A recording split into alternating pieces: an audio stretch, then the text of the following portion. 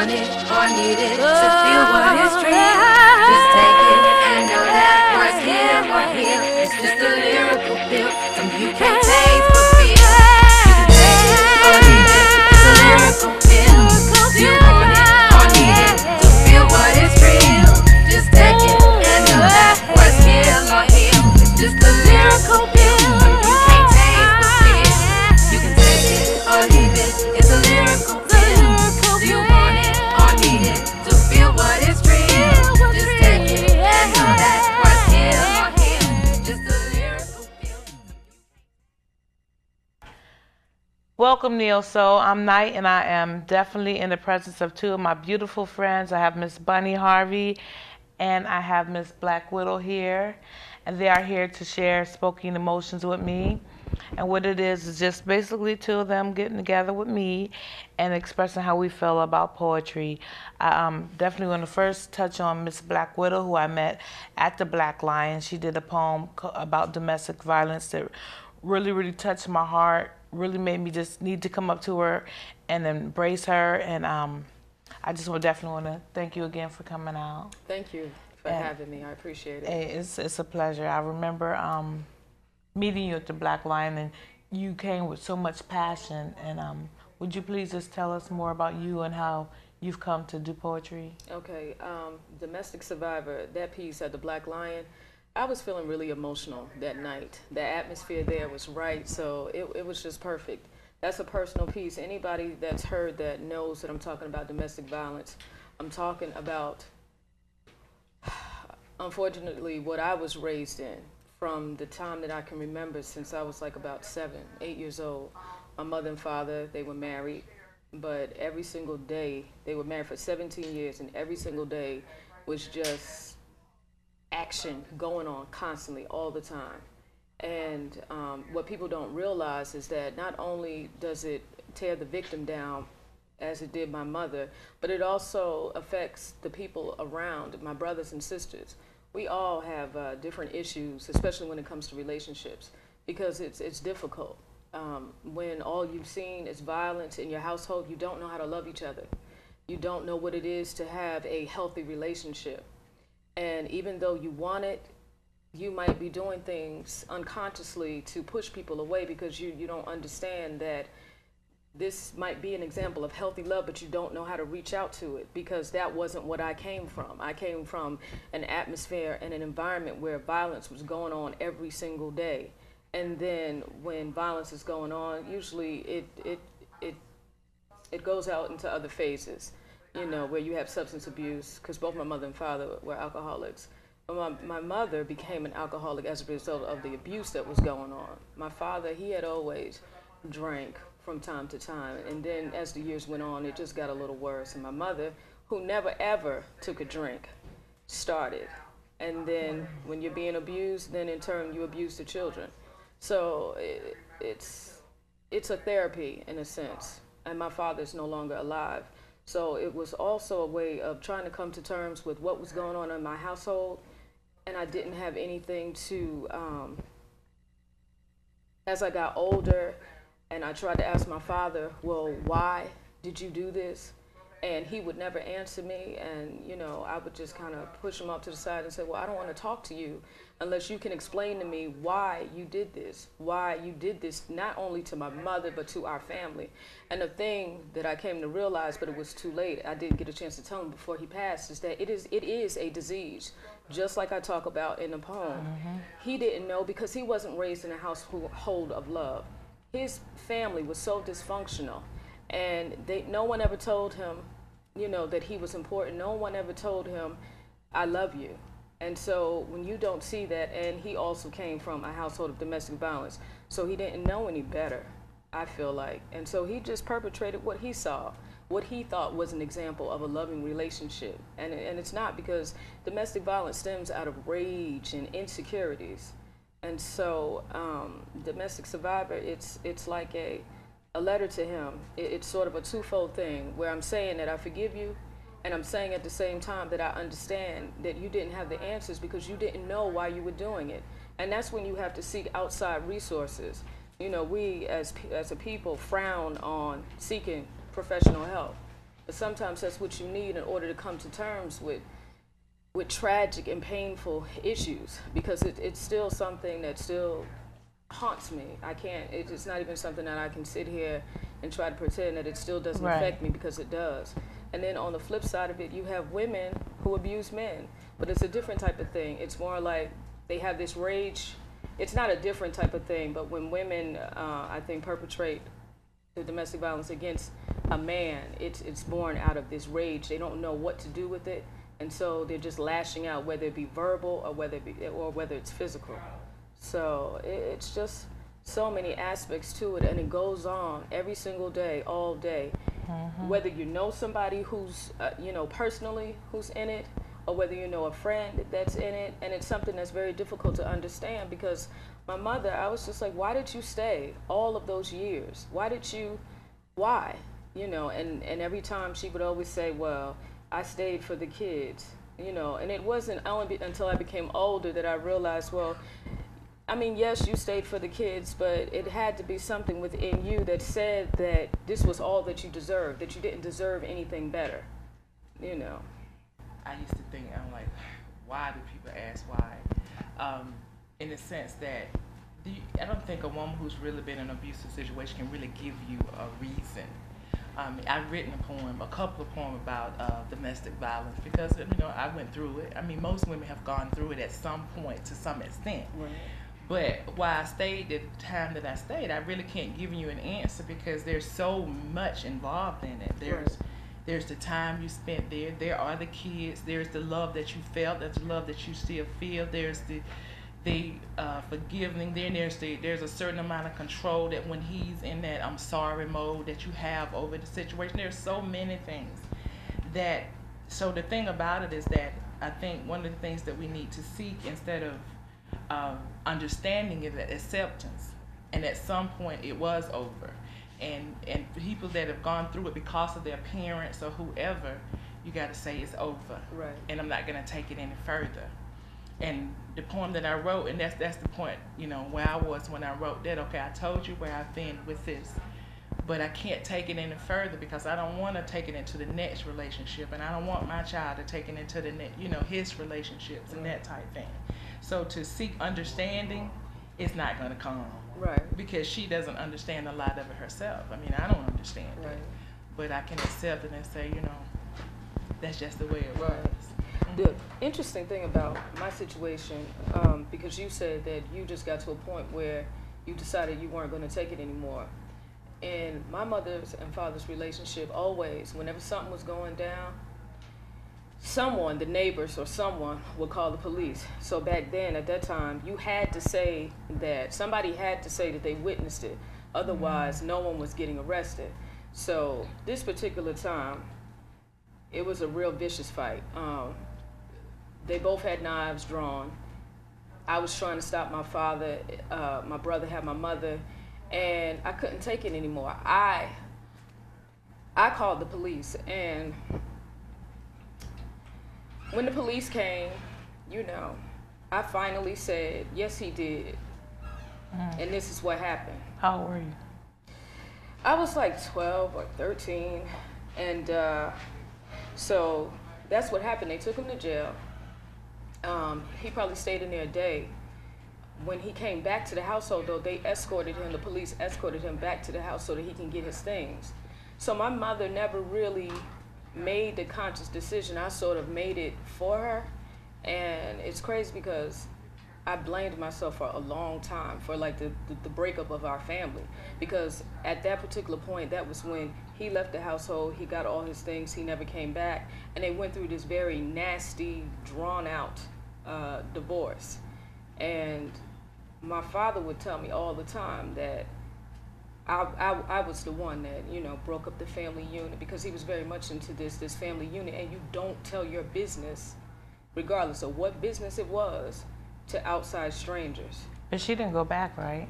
She didn't. So she still made the decision. She did. Yeah. She made the decision. I mean, you may have called the cops or, put it into put that motion. step there, but she made this because she could have gone back She if sure she wanted could've. to go back.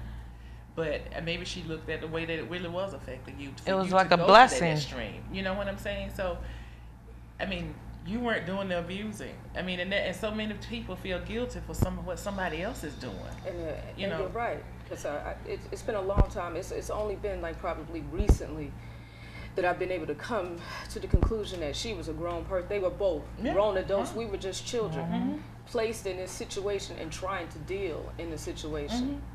Yeah, but putting blame on yourself. You know, the interesting thing is people say God sometimes we get so comfortable in a situation where God actually has to push us out. And had you not made that phone call, it may have gone to the point where everybody, you know, you never know what would have happened, but you doing that was almost like a blessing because she didn't go back. Right. And that might have been a phone call.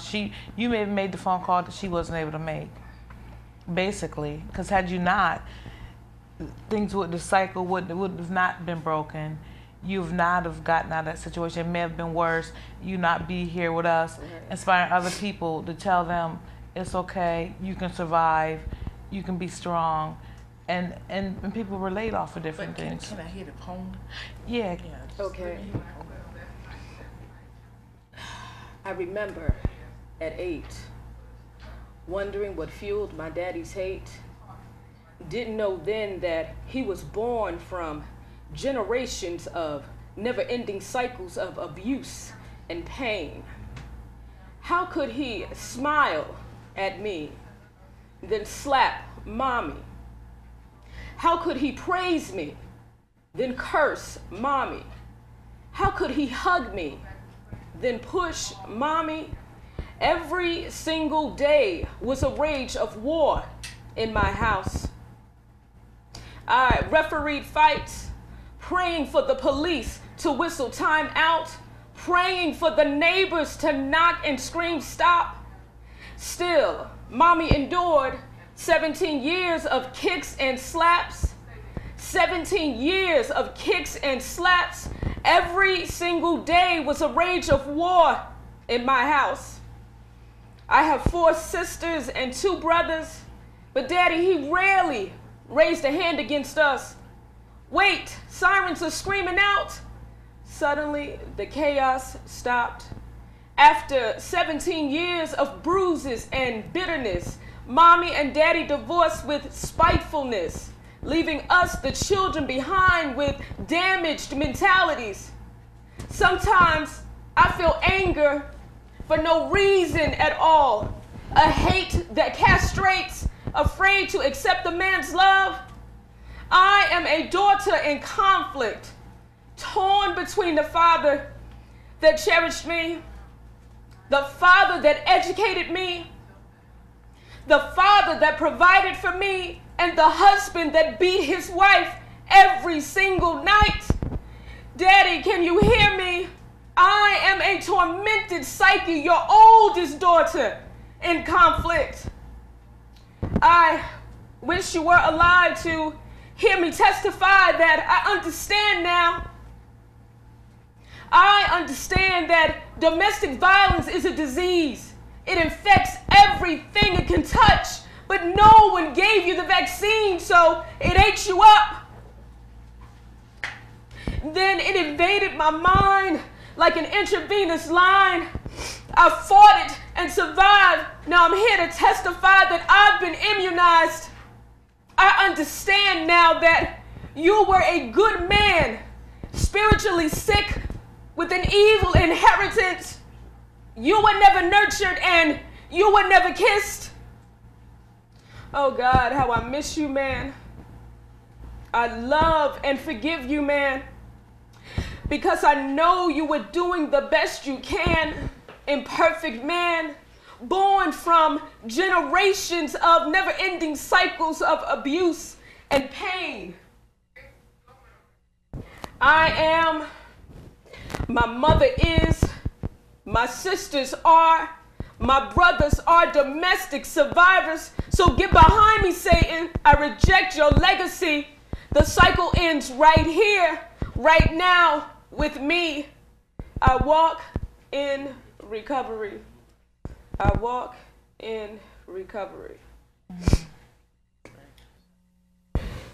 The interesting thing about it, coming up in that, my father, he almost never touched us, ever.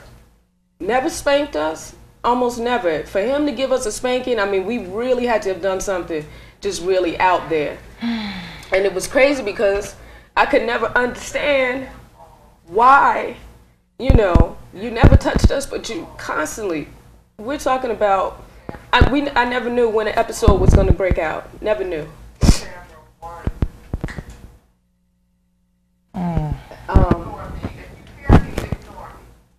I know. It was just, and when I talk about the fact that I understand now that domestic violence is a disease and that he didn't know how to heal himself because he didn't understand where it was coming from or how to even deal with it. And the thing that I really hate, and it was one of the reasons why I wrote this poem, is that there were people that knew. No one helped them. No one helped them. No one helped my mother, her family, his family, even neighbors that knew. If there had been some intervention for counseling or something, some sort of guidance, you know, things might have turned out differently. But I just think it's something that people cannot close their eyes to, whether they want to close their eyes to it or not. And I feel like if you know someone that's in that position, just try to talk to them, just try to counsel them. Because Bonnie, like you were saying, to try to ask them why, you're not going to get an answer that's satisfactory for you. The only thing you're going to do is sit there and say, you might even tell yourself, oh, well, she's being stupid, or this doesn't make any sense, and you're going to end up dead. But those aren't the things that are running through the victim's mind. Right. And that's not even anything they're going to be able to relate to if you even, you know, come at them with that type of mentality. You just try to be there for them. You just try to counsel them, offer them some safe haven if, you know, they're going through those times where, because I had a girlfriend that was going through that, and I talked to her about it, and she's finally out of the abusive relationship that she was in, but I just made sure that I was there for her when she needed me. Told her, you can call me at any time, you can come over to my house at any time. And yeah, he would come over looking for her, and I'd say, she isn't here. And see, a lot of women, they don't have a safe haven in terms of friends and family. But a lot of them that want that help, they go to shelters. Right. And you see a lot of people, women on the street, and you know you have men on the street too, but we're talking about women here. You got a lot of women on the street who have been victims of abuse, and they got out of the situation, and so they left with nothing. Right. And so they don't have that friend or family member, or they don't know where to go to get help, so they just leave. And sometimes they take their kids with them. Sometimes they take their kids somewhere and drop them off. But whatever, they do have the strength at some point to get out of it, whether they do it on their own or they have somebody, you know, to take that first step for them. And then talking on that, you said you had a poem that you did about domestic violence. Would you like to share it with us, please? Actually, I don't know that poem by heart. Okay. So, and actually, I have never done it on stage because it's personal. And I guess at some point I will, but I haven't decided yet That's cool. to do it. I know, and talking to her, it was kind of amazing. Like I said, we were talking earlier about, she was talking about the kid, and I have a poem that I wrote. It's a true experience, you know, something that I witnessed, and I didn't intervene. And, you know, I'm just read it. It's called Apartment 515. Bitch, you ain't shit. Your crackhead ass was fucking other men. Door slams. Mom start arguing with him. Little nigga, what you gonna do? I'll break your ass in two. Apartment 512 is where despair dwells. A young boy's chest swells for living in an uncomfort of hell. Man beats wife. Child tired of strife grabs the butcher knife in an attempt to save his mom's life. He is willing to do a killing and in the end may lose his own life. 542, I continued to ignore the scenario until the noise became so much to endure. I glimpsed out my back door and into the neighbor's war. There I stare at a 12-year-old child, hair standing wild, bare chest only in his boxer shorts with a butcher knife. Clenched in fist, my boyfriend says, come back to bed, yet I can't. I want to call 911, but they always come, and it's always the same outcome. nothing comes undone. I want this child taken out of the premises, but in my wish, he will end up in the juvenile system where men will abuse him and he's accessible to more foul living. 5:49, I make up my mind and toss the cover over my head and go back to bed, yet regret won't let me sleep. This 12-year-old is surrounded by bad company. My eyes are weak, my tears even weep. I ignore the voice inside of me. I can't get involved in everybody's poverty, but he needs me. What do I do? What do I do? Where do I seek? Lord, please, I beg of thee. It's 6:15 and the episode has ended quietly. But will it come again like a TV screen? As soon as the monkey starts jumping and the mama goes out smoking and humping and Papa goes hunting and is discovering that she's cutting him out of her smoking. I'm coping as best as I can, but this child, this 12-year-old, is living life as a man. I never see him playing or laughing, only crying and knife grabbing, and this pain is stabbing me emotionally. My tears continue to weep even in my sleep. Police tell me to stop calling, let the shit be. Police tell me to stop calling, let the shit be angry. Let the shit be. The police is getting angry at me because no one is complaining but me, yelling I'm not a part of the problem or their family. Lord, again, I beg of thee, where do I go, who do I tell, and how do I save the child in apartment 5-1-12? And basically that was something that, you know, I watched and I'm like, do I call, do I tell, do I get involved? And then hearing your story, it's like, you know, after you call so many times, you tell, what do you do? Well, you just keep calling. And I was going to say that's all you can do is keep calling. And you know, you can call, sometimes you have to make a call the next day to, you know, to the juvenile justice, to DFACS. I mean, if the cops are not doing anything, then you have to say, well, what else can I do? And there are other lines that you can call. So you just have to say, well, okay, I'll go over the police. And, you know, you call the next person, you call the next person. Eventually, somebody's going to come out to investigate. And a lot of times, you can look at a situation, and even though the abuse may not be going on at that moment, but you can look at the household and see that there's something not quite right here. You can just talk to the children, you can talk to the woman, and you can see that there's not, you know, there's something that's not right. So it doesn't just have to be happening when somebody comes to investigate. And once you make enough complaints, they're going to have to really look into it. They can't just go back and close it because, you know, okay, this time we didn't find anything, right. Especially when there are kids involved. You know, and saying that, I mean, there's a lot of people out here who do get abused, and sometimes people do call and they do complain, and then they get antagonized, like, stay out of my business, don't get involved. You know, there's lots of people out there, and it's amazing how kids like your father, he was once a little boy, and he grew up into a man who chose to abuse women, maybe because somebody like me or somebody else didn't, you know, get involved. Or there are times where people do get involved and nothing happens, and they grow up into angry men and angry women. Like you said, women are abusive too. Yes. You know. Well, yeah, I just say that I would not just, if I saw it, I would continue regardless. You know, you can say whatever you want. Right. You can call me a nosy neighbor. You can call me whatever.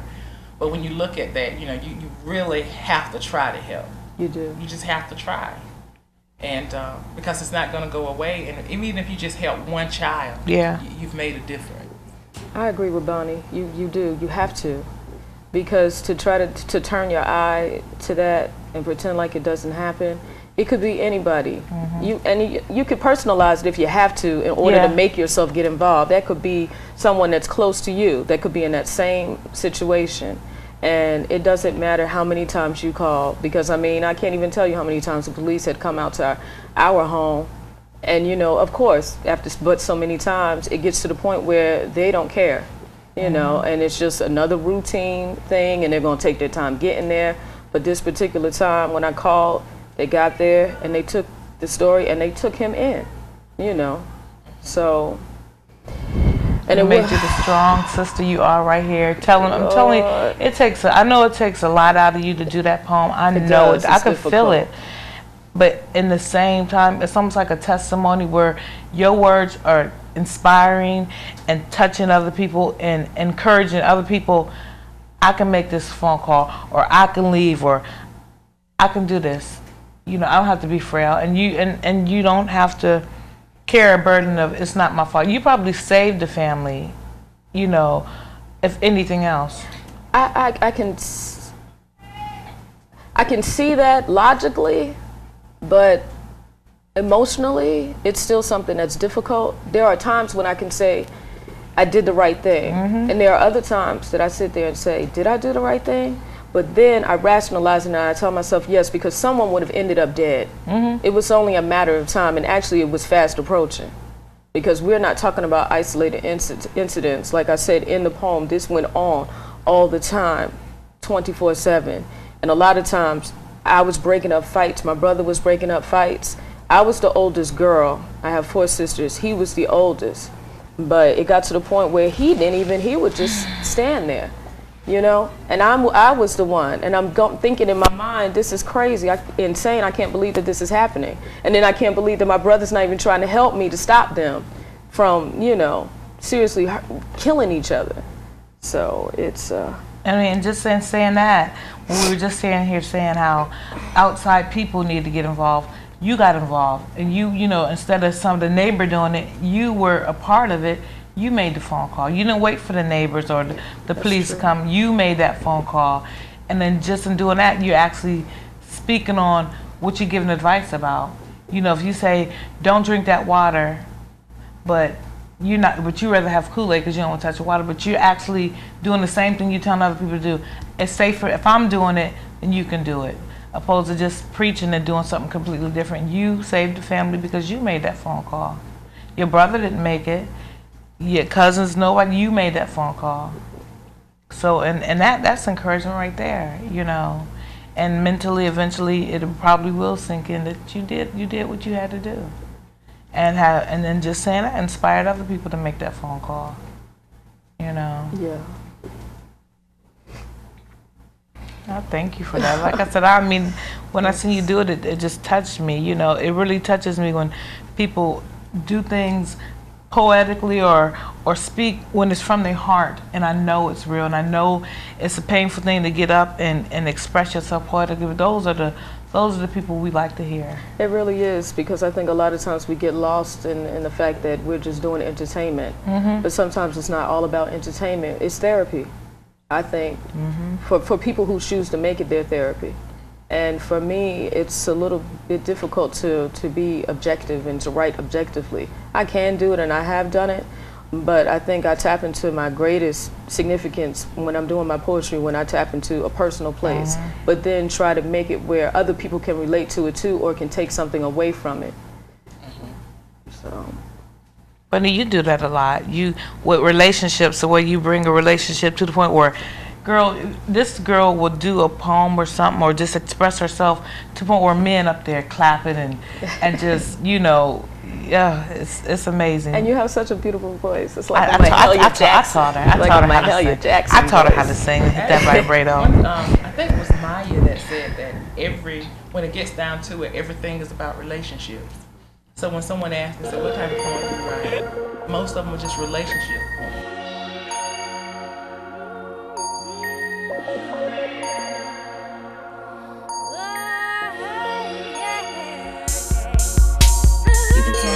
Or leave it, it's a lyrical pill. Do you want it or need it to feel what is real? Just take it and know that words heal or heal. It's just a